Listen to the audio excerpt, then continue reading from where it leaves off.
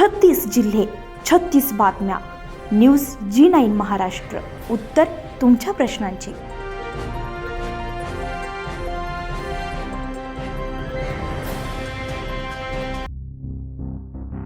शहरातील फत्तेपूर नाका परिसरात हॉटेल वर्मा पॅलेस समोर ज्येष्ठ पत्रकार विलास कांबळे हे बातमी वृत्तांकन करण्यासाठी आपल्या दुचाकीने गेले असता रोडच्या बाजूलाच हॉटेल वर्मा पॅलेस समोर रस्त्याच्या कडेला गाडीवर उभे होते. त्यांना पाठीमागून एक पांढऱ्या कलरची सँट्रो कारने धडक दिल्यामुळे ज्येष्ठ पत्रकार विलास कांबळे यांच्या हाताला आणि पायाला गंभीर दुखापत झाली आहे. त्यांच्यावर येवल्यातील एका खासगी रुग्णालयात उपचार सुरू आहेत. हाताला मोठी जखम झाल्यामुळे हाताचे ऑपरेशन करण्यात आले. सदर पांढऱ्या रंगाची सँट्रो कार ही मध्य प्रदेश येथील असून त्या कारवर पोलीस अशी ड्रायव्हर साईडने पाटी लावलेली होती.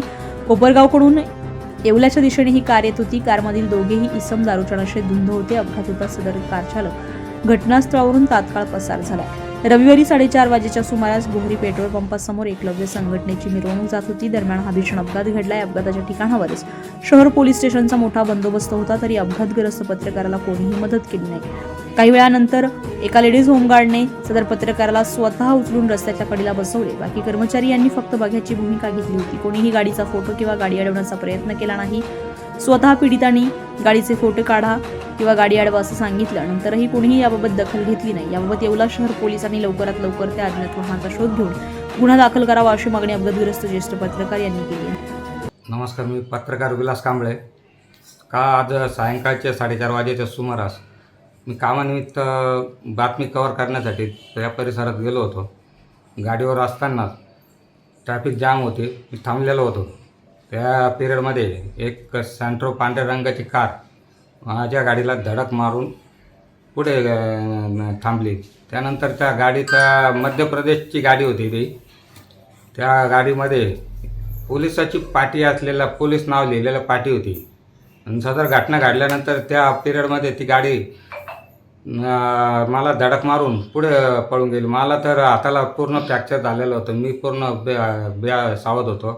त्या दरम्यान येवले शहरात एकलव्य संघटनेची मिरवणूक जात होती. आज एकलव्य आदिवासी मिरवणूक दिनांची मिरवणूक निघालेली होती. त्या पिरियडमध्ये येवला शहराचा पण बंदोबस्त होता. पण अपेक्षित होता येवला शहराचा बंदोबस्त असताना परिसरात तिथे पोलिस होते, होमगार्ड्स होते. पण कुठल्याही पद्धतीची मला त्यांच्याकडून मदत झाली नाही. ही दुर्दैवाची घटना आहे.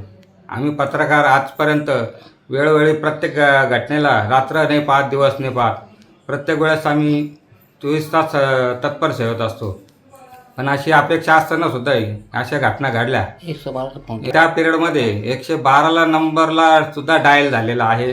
पण तो कॉलसुद्धा रिसिव्ह झालेला नाही. याबाबत थोडी सखोल चौकशी करून त्या गाडीचा तपास लावा. अज्ञात गाडी मध्य प्रदेशची सँट्रो कार आहे ती. त्यावरती असलेली त्या पिरियडमध्ये त्या कारमध्ये 2 पोलीस विदाऊट ड्रेसमध्ये पिलेल्या अवस्थेत मतधुंद होते. अपघात झाल्या त्यांनी तात्काळ ते गाडी पुढे नेली त्यांनी आणि तिथून पळून गेले. तरी येवला शहर PI आपल्या शहराचे PI सरांनी याबाबत तात्काळ लवकरात लवकर ते CCTV फुटेज खंगाळून सदर गाडी व ताब्यात घेऊन याबाबत लवकरात लवकर उलगडा करावा अशी पोलीस प्रशासनाला माझ्याकडून विनंती आहे.